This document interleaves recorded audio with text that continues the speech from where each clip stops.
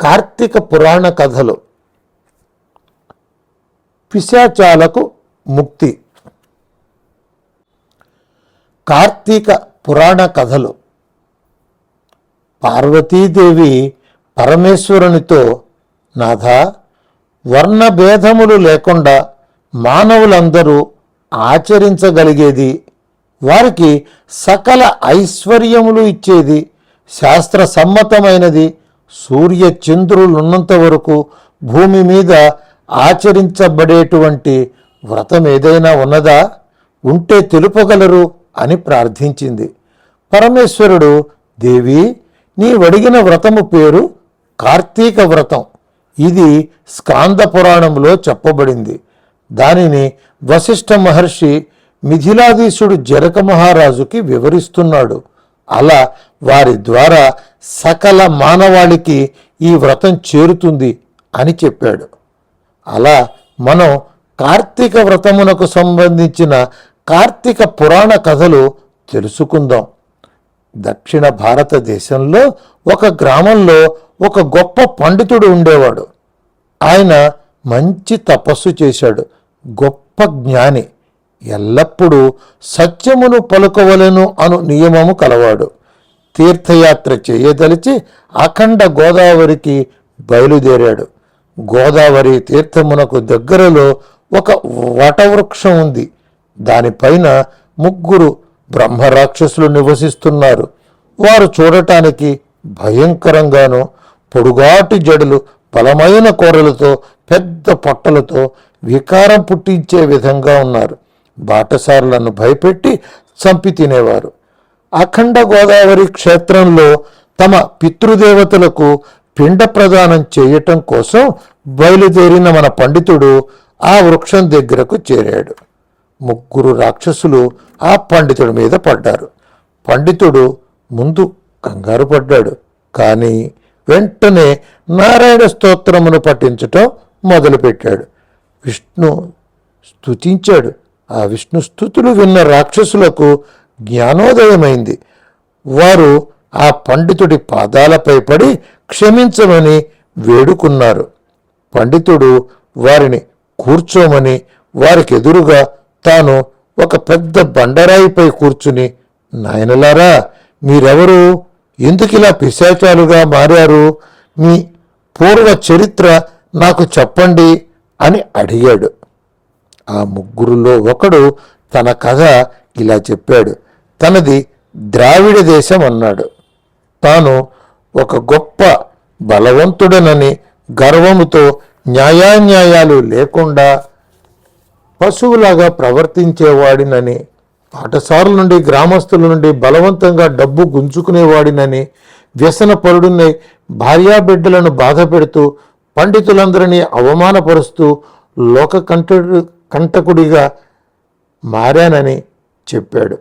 ఒకనాడు ఒక బ్రాహ్మణుడు కార్తీక మాస వ్రతమును శ్రద్ధగా ఆచరించి భూత తృప్తి కోసం బ్రాహ్మణ సమారాధన చేయాలని పదార్థములను కొనటానికి నగరానికి వెళ్ళి తిరిగి వస్తూ మా ఇంటికి అతిథిగా వచ్చాడు. నేను అహంకారంతో ఆ బ్రాహ్మణుని హింసించి వాని ధనం, వస్తు సామగ్రి తీసుకుని బయటికి గెంటివేశాను. అప్పుడు ఆ విప్రుడు అన్యాయంగా సంపాదించింది చాలక కార్తీక బ్రాహ్మణ సమారాధన కోసం కొన్న వస్తువులు, నా ధనం అపహరించి నన్ను హింసించావు. నువ్వు రాక్షసుడిగా మారి నిర్మానుష్య ప్రదేశంలో జీవించదవుగాక అని శపించాడు. అందుచేత నాకు ఈ రాక్షస రూపం వచ్చింది అని మొదటివాడు చెప్పాడు. నేను ఆవేశం తగ్గించుకుని ఆ బ్రాహ్మణుడి పాదాలపై పడి క్షమించమని వేడుకున్నాను. ఆ కరుణామూర్తి, గోదావరి క్షేత్రమునందు ఒక వటవృక్షం ఉంది, దానిలో నివసించు. కార్తీక వ్రతం ఆచరించి పుణ్యఫలం పొందిన బ్రాహ్మణుడు నీకు దర్శనమిచ్చి శాప విమోచనం చేస్తాడు అని చెప్పాడు. ఇన్నాటికి నీవు వచ్చావు, నన్ను అనుగ్రహించు అని వేడుకున్నాడు. 2వ రాక్షసుడు తాను కూడా పూర్వజన్మలో ధనికుడనని అన్నాడు. చెడు స్నేహాలు చేసి తల్లిదండ్రులను బాధపెట్టి చివరికి వారికి తిండి కూడా పెట్టలేదని, తాను తన భార్యా బిడ్డలు పంచభక్ష్య పరమాన్నాలతో భుజించామని చెప్పాడు. దాన ధర్మాలు చేసి ఎరుగను, బంధువుల ధనము దోచుకుని రాక్షసుడిలాగా ప్రవర్తించాను. దానివల్ల ఈ జన్మల్లో రాక్షసుడినైనాను. ఓ విప్రోత్తమా, నన్ను కాపాడు అంటూ ఈ పండితుడి కాళ్లపై పడ్డాడు. మూడవవాడు, ఓ మహాత్మా, నేను ధనవంతుడైన బ్రాహ్మణుడని, విష్ణువు ఆలయంలో అర్చక వృత్తిలో ఉండేవాడిని. స్నానము కూడా చేయకుండా మాసిన బట్టలతో దేవాలయంలో ఉండేవాడిని. దేవునికి ధూప దీప నైవేద్యములు సమర్పించకుండా ఆ ధనము నా ఉంపుడు కత్తులకు కానుకలుగా సమర్పించేవాడిని. మద్య మాంసములకు అలవాటు పడ్డాను. అనేక అపరాధాలు చేసి శిక్షగా ఈ జన్మలో రాక్షసుడిగా పుట్టాను. నీవే ఆ దైవముగా కనిపిస్తున్నావు. నన్ను అనుగ్రహించి పాప విముక్తుడను చేయమని ఆ మూడవ రాక్షసుడు ఆ పండితుడి కాళ్ళపై పడి ప్రార్థించాడు. అప్పుడు ఆ పండితుడు వారిని కరుణించి వారి పాపములకు ప్రాయశ్చిత్తం చేయతలచాడు. వారిని వెంటబెట్టుకుని గోదావరి తీరమున ఉన్న కోటిలింగేశ్వర ఆలయ తీర్థస్థలములో స్నానం చేయించాడు. తాను కూడా స్నానం చేశాడు. వారి చేత బీజాక్షరములు పలికించి తానే స్వయంగా సంకల్పం చెప్పి ఆ ముగ్గురు పిశాచాలచే మరల స్నానం చేయించాడు. వారిని కూర్చోబెట్టి కార్తీక మాస వ్రత పుణ్య ఫలము ధారపోశాడు. ఆశ్చర్యంగా ఆ తీర్థం సేవించిన వెంటనే వారి రాక్షస రూపాలు తొలగి తేజస్సులో వెలిగిపోతున్న పూర్వపు శరీరాలు పొందారు. నిత్యము హరినామస్మరణ చేయమని వారికి బోధించి పండితుడు వారిని పంపాడు. కార్తీక మాసంలో గోదావరి స్నానం చేసిన చో హరిహరాదులు ఎంతో ప్రీతి చెంది అనుగ్రహిస్తారు. ధన్యవాదాలు. దీపదానము కార్తీక మాసంలో చేసే అన్ని దానాలలోకి దీపదానము అతి ముఖ్యమైనది. శివకేశవుల అనుగ్రహం కోసం దీపదానము శివాలయములలో కానీ విష్ణువాలయములలో కానీ చేయాలి. సూర్యాస్తమయ సమయంలో అనగా ప్రదోష కాలంలో శివుని వద్ద కానీ విష్ణువు వద్ద కానీ లేక ఆలయ ప్రాకారమందు దీపం వెలిగించిన సకల పాపములు నశించి వైకుంఠవాసము పొందుతారు. కార్తీక మాసంలో శివకేశవుల సన్నిధిలో ఆవు నెయ్యితో, కొబ్బరి నూనె, అవిసె నూనె, నువ్వుల నూనెలతో, చివరికి ఆముదంతో దీపం వెలిగించిన పరమేశ్వరుని సంపూర్ణ అనుగ్రహం కలుగుతుంది. అలా కార్తీక మాసంలో ఆలయంలో దీపం వెలిగించిన వారు పుణ్యాత్ములుగాను భక్తి పరులుగాను కీర్తించబడతారు. అష్టైశ్వర్యములు పొంది మరణానంతరం కైలాసం చేరతారు. దీని గురించి ఒక కథ గలదు. పూర్వము పాంచాల దేశమునేలే రాజుకు సంతానం లేక అనేక యజ్ఞ యాగాదులు చేసి చివరికి గోదావరి తీరంలో తపస్సు ప్రారంభించాడు. ఆ సమయంలో పిప్పలాదుడు అను మహర్షి రాజు దగ్గరకు వచ్చి, రాజా, నీవు దేనికోసం తపస్సు చేస్తున్నావు అని అడిగాడు. రాజు మహర్షికి పాదాభివందనం చేసి సంతానం కోసం తపస్సు చేస్తున్నానని చెప్పాడు. మహర్షి చిరునవ్వుతో, రాజా, అతి చిన్న విషయం కోసం తపస్సు ఎందుకు? కార్తీక మాసంలో శివాలయంలో శివుని ప్రీతి కొరకు దీపదానం చేయి. శివానుగ్రహంతో గొప్ప శివభక్తుడు నీకు పుత్రుడుగా జన్మిస్తాడు అని కార్తీక మాసంలో దీపదాన మహిమను తెలియచేసి వెళ్ళాడు. పాంచాల రాజు తన రాజ్యానికి వెళ్ళి పుత్ర ప్రాప్తికై కార్తీక మాసమంతా శివాలయంలో దీపములు వెలిగించి దానాలు చేస్తూ నియమబద్ధంగా కార్తీక వ్రతమును భక్తి శ్రద్ధలతో ఆచరించాడు. పరమేశ్వరునికి నిత్యము రకరకాల పదార్థములను నైవేద్యం పెట్టి ఆ ప్రసాదాలను ప్రజలకు పంచాడు. పరమేశ్వరుని సంపూర్ణ అనుగ్రహం పొందాడు. రాణిగారు గర్భం ధరించింది. ఒక శుభముహూర్తంలో పూర్ణచంద్రుని వంటి కుమారుణ్ణి పొందాడు. పిల్లవాడికి మిత్రవర్మ అని పేరు పెట్టారు. కార్తీక మాసంలో శివాలయంలో దీపారాధన చేయటం వలన కొడుకు పుట్టాడని, తన రాజ్యంలో ప్రతి కార్తీక మాసంలో శివాలయంలో ప్రతి నిత్యము దీపములు వెలిగించాలని, దీపదానములు చేయాలని రాజుగారు శాసనం చేశాడు. మిత్రవర్మ దినదిన ప్రవర్తమానుడగుతూ సర్వశాస్త్రములు అధ్యయనం చేశాడు. ధనుర్విద్య కత్తిసాముల్లో ఆరితేరాడు. కానీ యవ్వనం ప్రవేశించగానే చెడు సావాసాల వల్ల లేక పుట్టాడని తల్లిదండ్రులు చేసిన గారాభం వల్ల తన కంటికి నచ్చిన పిల్లని బలాత్కరించటం, ఎదిరించిన వారిని శిక్షించడం చేస్తూ ధర్మాన్ని అతిక్రమిస్తున్నాడు. ప్రజలకు మిత్రవర్మ అంటే భయం కలుగుతోంది. అలా ఒకరోజు ఒక అందమైన యువతి మిత్రవర్మ కంటబడింది. కానీ ఆమె వివాహిత. ఆమె భర్త మంచివాడు. రాజకుమారుడు నేరుగా ఆమెను కలిసి తమ కామవాంఛను తెలియచేశాడు. అందమైన రాకుమారుడు అడిగిన వెంటనే ఆమె కూడా ఆనందంతో అంగీకరించింది. ఆమెను తన శయన మందిరానికి తీసుకువెళ్ళి క్రీడించాడు. అక్కడ నుండి ఒక అజ్ఞాత ప్రదేశంలో రాత్రిపూట కలుసుకుని కామక్రీడ సలిపేవారు. ఈ విషయం ఆమె భర్తకు తెలిసింది. అతను ఉగ్రుడైనాడు. ఒక పెద్ద కత్తి తీసుకుని తన భార్యను రాకుమారుణ్ణి చంపటానికి నిరీక్షిస్తున్నాడు. కార్తీక మాసంలో పౌర్ణమి రోజు ఈ ప్రేమికులు శివాలయం వెనుక ఒక చెట్టు దగ్గర కలుసుకోవాలని రహస్యంగా బయలుదేరారు. ఆమె భర్త ఆ విషయం తెలుసుకున్నాడు. తన కత్తి తీసుకుని చెట్టు కొమ్మల మధ్య నక్కి ఉన్నాడు. ప్రేమికులిద్దరూ చీకటిగా ఉన్న సమయంలో కలుసుకొని శృంగారం మొదలుపెట్టాడు. రాకుమారుడు చీకటిగా ఉందన్నాడు. ఆమె తన చీర కొంగును ఉత్తరించి అక్కడున్న ఆముదపు ప్రమిదిలో ఒత్తిగా తడిపి దీపం వెలిగించింది. రతికి సిద్ధమవుతున్న సమయంలో ఆమె భర్త కత్తితో వారి మీదకు దూకి ఇద్దరిని చంపేశాడు. తాను కూడా పొడుచుకుని చనిపోయాడు. వారి పుణ్యం కొద్దీ ఆ రోజు కార్తీక పౌర్ణమి. సోమవారం అగుట వలన శివదూతలు ఆ ప్రేమికులు ఇరువురిని శివ సన్నిధికి తీసుకువెళ్ళటానికి, ఆమె భర్తను యమలోకానికి తీసుకువెళ్ళటానికి యమదూతలు వచ్చారు. యమదూతలు, శివదూతలారా, ఈ రాకుమారుడు వివాహిత అయిన పరస్త్రీ పైన వ్యామోహం పడ్డాడు.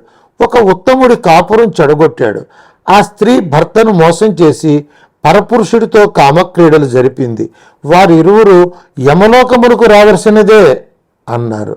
శివదూతలు, యమదూతలారా, ఆ రాకుమారుడు ఆ స్త్రీ కార్తీక పౌర్ణమి నాడు ప్రదోష కాలంలో పొదలమాటున ఉన్న చిన్న శివలింగం ముందు దీపం వెలిగించారు. ఆ పుణ్యఫలం వలన వారికి స్వర్గప్రాప్తి కలిగింది. కాబట్టి వారిని మేము తీసుకెళ్ళటం న్యాయం అన్నారు. యమదూతలు, వారు జీవితమంతా తప్పులు చేస్తూ ధర్మ విరుద్ధంగా జీవిస్తూ వివాహ వ్యవస్థను, కుటుంబ వ్యవస్థను కాలరాసిన స్వర్గప్రాప్తి అనటం ధర్మ విరుద్ధం కాదా అన్నారు. శివదూతలు, పాపపుణ్యాలు ఎవరు చేసినా తప్పకుండా సమానంగా అనుభవించాల్సిందే.